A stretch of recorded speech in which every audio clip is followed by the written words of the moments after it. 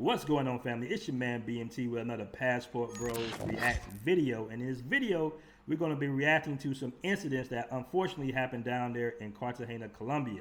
All right, we got a brother that had an incident with his Uber driver, and we had some sisters out there that had a pretty bad incident with a taxi driver out there. Now, Colombia is the new hot spot, especially Cartagena. You got a lot of new travelers going out there, a lot of content on Instagram and TikTok, but they're not telling you the full story. You know, some of these influencers, Colombia and South America in general, can be very dangerous. So we're going to look at these stories and we're going to see if it's something that they could have done just to avoid situations like this.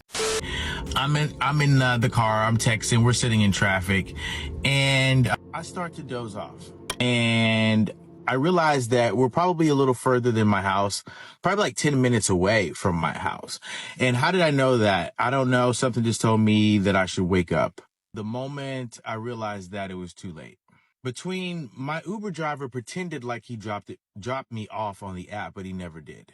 I abruptly got out of the car. I opened the door immediately. As soon as the car slowed down, there was a car behind me. And outside of the car was a guy with a machete. And at first, I ran the other way. They got in the car, chased me with the car. So it's two cars, two guys, my Uber driver and the guy that my Uber driver called to rob me. So I fall on the ground. The guy with the machete, well, he hits me and I fall on the ground. So that's from the machete. Robbed me of my cell phones and all that kind of stuff. And I'm on this dark road. I'm bleeding out because it hit a vein. So here it is. I'm in Cartagena, Colombia on a back street, and no one will stop to let me, take me to the hospital to even recognize that I was there. I'm bleeding so much that I thought it was sweat coming down my face. And finally I got to the end of a road, and there's a security guard that stopped, and he stopped, and he told me to stop, and he called the ambulance for me, and the ambulance came and took me to the hospital, and they wrapped my head, stopped the bleeding, and I stayed there for the night. And I just want to let you guys know, do not trust Uber in Colombia. I thought it was safe, just like I've taken Uber any other time, any other day, and it's been safe. Always ride in the front at nighttime if you're in an Uber in Colombia or any country. All right, I don't know if it's necessarily realistic to not take share ride at all unless you decide to rent a car. The best option would be to go with a driver, a known driver that other people use, that you got all social media accounts. You know of them pretty well. Shout out to my guy Juan. I have a few other friends that drive people around Colombia, but somebody that's associated with the group, basically, guys that in that inner circle. That's the best option. If not, then usually Uber is pretty safe. But like you said before I stopped the video, you definitely want to ride in the front seat. I've taken Uber hundreds of times. I've never had an issue. Fortunately, that his brother was able to get out alive. They hit him with a machete. That's pretty harsh. But 9 times out of 10, they want your cell phone or any jewelry you have on. I'm not saying he had on any jewelry. But guys, you got to understand that these cell phones are very, very valuable. But they can also hack into your phone without you even having to unlock it. They can get into your financial apps and everything like that. So if they do get your phone, you need to call the bank and let them know that, hey, somebody got my phone. They can hack into the apps, freeze my bank accounts. I thought I was going to die, guys. And I'm telling you this story because I don't want this to happen to anybody else. Do not get comfortable in any Uber like you are in America. It's not what it used to be. I reached out to Uber. They said there was nothing that they could do. How is it nothing they can do? They know exactly who it is. So I don't understand that part of it. Is it nothing they can't do because of the law enforcement in Colombia? Because at least at minimum he should get his account banned. All right, it should be some type of red flag on him or something. But in a lot of cases, in the way Colombia works is, yeah, you might have to get a private investigator, or you might have to kind of pay to get this guy arrested, unfortunately. But this is I could have died, as you guys could probably see. Yeah, this is what happened to me in Cartagena, Colombia. with Uber and me getting robbed by my Uber driver who set me up by calling up someone else and setting them up to rob me together. The moral of this story is you cannot trust anything like you used to. Things are different now. If you can get robbed by your Uber driver, God knows what could happen. I mean, that's a very horrific incident that he went through. He said the right thing, basically. Hey, man, you know, try to be with somebody, try to be with a battle buddy or somebody. If you're going to be out there in Colombia, it gets real quickly. It's not too many things that he could have done in that particular situation.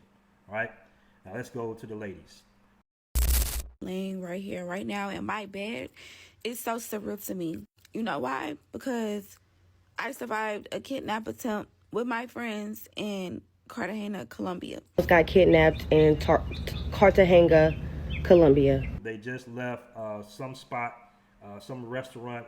Now, in this situation, it's very late at night. This is less than 24 hours of them being in Colombia.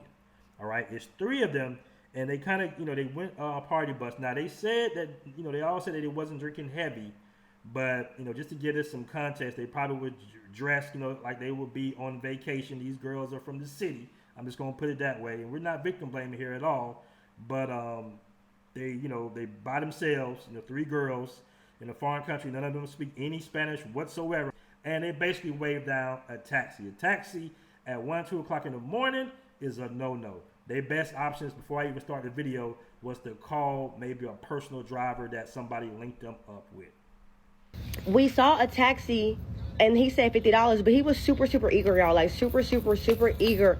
He was so eager for us to go. So we was like, nah, like, first of all, the $50 was a red flag because it was only a 23-minute drive. But again, it was like 1 o'clock. So I guess when we went to the second driver, the driver that we picked him, y'all. We picked him in the car. I put the GPS on my phone. I could see him like changing the directions, you know, like he would miss the 100 foot. Like if we was going like 100 feet to the right, and he would just keep going. So my eyes doze off and I'm asleep. Y'all, I promise y'all, I was like this. Lex called my name and said, Maya, he trying to kidnap us. Immediately I woke up. Basically, he was going down a speed bump.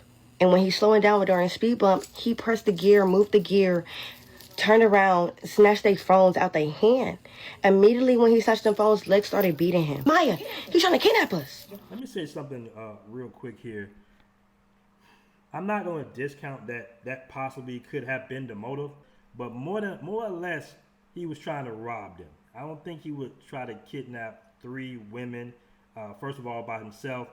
First of all, driving to their damn near to their location, because they were like 5 minutes out of their location. Guys, remember, your cell phone is the new equivalent of a gold platinum chain, so to say. These cell phones go for a lot of money, and they do know how to hack into them. He could not take that. He did not understand what was happening. So he got off the car and got on Janae's side. When he got on Janae's side, he chest kicked her. All right. After he got on Janae's side, he came to my side. Me and his tug of war with the door.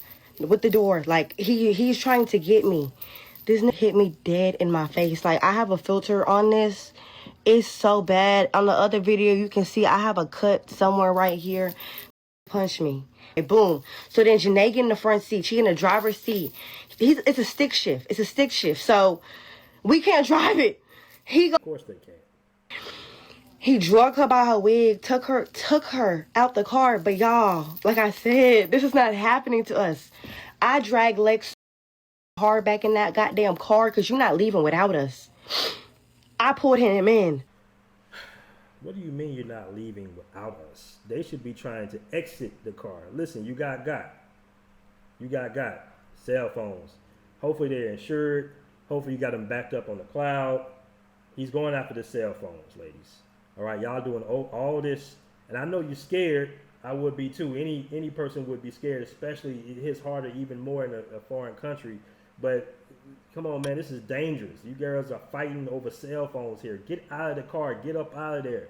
You know, go to the nearest building, something, scream, whatever you got to do.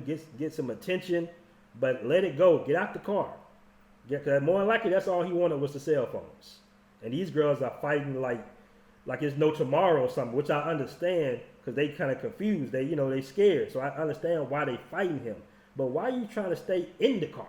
You should be trying to leave the car. He had been looking at her the whole ride there, and I didn't know because I was asleep. Let's real quick. Let's see what the other young lady has to say. I didn't know. I'm not gonna lie, Colombians, they were flirtatious, very flirtatious. So I didn't know what he was on, but I didn't say anything to him. He did not talk the entire time. Let's start there. He didn't say a word. Real quick about Colombians being flirtatious. I'm not saying these young ladies aren't beautiful. They're beautiful, but listen, come on, man. It's Colombia, the most beautiful women in the world. Are they being flirtatious, or are they looking at you like an easy Vic, basically? Another thing, anytime you go to foreign countries, when you're in a car with them, they drive hella fast. Like, they have bad road rage. This man was driving slow. It took like a 23-minute ride. It took us about 35 minutes to get there. So now to the attempt. We literally were 5 minutes away from our hotel, y'all. Like, he did not expect this to happen at all. Like, he did not expect us to put up a fight like that, y'all. Because he's robbing them for their cell phones. Most women, Colombian women just would have been like, damn, and got out the car immediately and probably just start screaming. So he comes to the back side of the car. He tries to drag my friend out the car. I told them, I said, y'all, we need to stay together. We're either all going to be in this car or we're all going to get out this car. So he keeps trying to drag her out the car. I'm pulling her back in. He tries that for a good 5 minutes. He couldn't get her out. Out of the car, ladies. Damn the cell phones. Get out of the car. He wants to snatch the cell phones and keep going. Let me just add on the video. Janae was punching. I was punching. That hoe is scratching, grabbing his balls. We put our fingers in his booty hole. This is just they just don't, bruh. Like anything you could think of. And that's why I really don't appreciate y'all coming in like the comments asking like why, like we could have did this, or we should have did this, or I shouldn't have been asleep, or why y'all ain't wake her up, or y'all this and that. Y'all shouldn't have been there in the first place. Let's be real. I gotta keep it real with the family. Listen, girl trips, hey, you got Jamaica, you can even come to Thailand, you got other places, but Colombia might not be the spot for the girl trips unless you're going with some fellas or something like that, or you guys got a certified tour guide or something like that with drivers. You just gotta move. You just can't. Colombia's not one of them countries, if you're a female, to just be able to pull up in and try to do what the fellas are doing. I'm just keeping it a buck, all right? Because anybody would have told you, hey, if somebody pull up on you with cell phones, or you guys better have a backup cell phone or something like that. But the fact that they're fighting to stay in the car, all right, he's trying to get them out the car. But all this is happening because basically it's a miscommunication amongst the robbery, unfortunately. And listen, he could have had a weapon. He could have had a weapon, or he could have had somebody out there waiting for him or something like that. They had a huge disadvantage, and I'm not saying that what they did was wrong. It's okay to kind of panic and, fight somebody off. But at the same time, if they just would have known or anything, they would have known to say, hey, that he got us, let him drive off. We're going to walk to the nearest building, the nearest location, or scream at the top of our lungs. So he tried to drag me out the car a couple times. He done dragged Lex out the car a couple times. He done tried to get Janae. And I don't know how, but we got off the car. We just start running. We start taking off. I was asleep before this happened. I don't see my phone and see that we was 5 minutes away or how far we was. I'm thinking we 8 hours away. I'm thinking we in Bolivia. Y'all, I can't even say Cartagena. So y'all know I'm thinking we in what? I don't even know the cities in the country. Like, I do not know, y'all. Y'all, this man then got back in the car, started driving, stopped, throw Lex wig out the window. Ladies.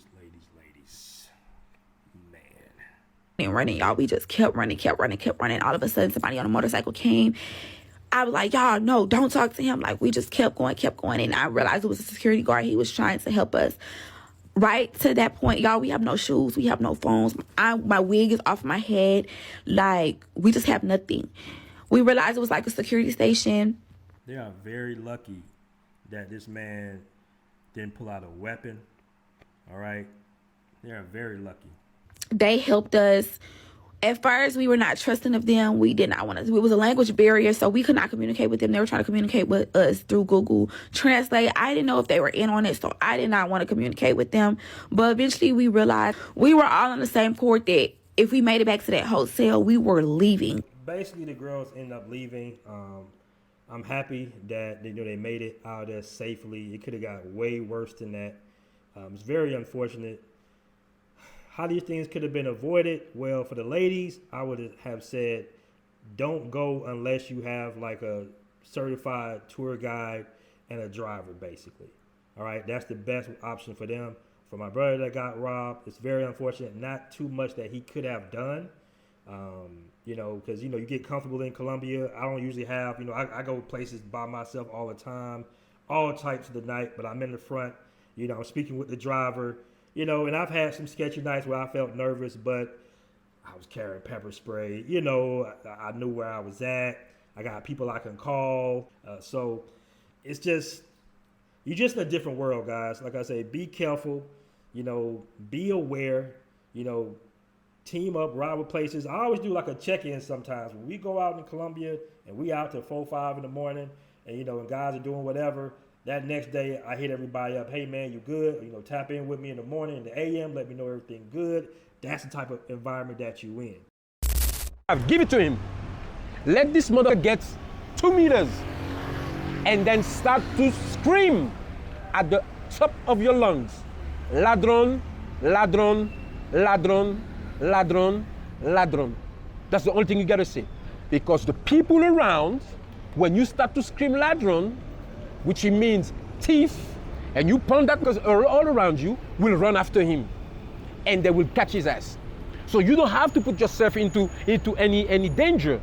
You just have to make sure that you have a distance with this canoe, and the minute you have a distance, whether it's like 2 meters, you start screaming. Don't care if you look like a bitch or not. Scream at the top of your lungs.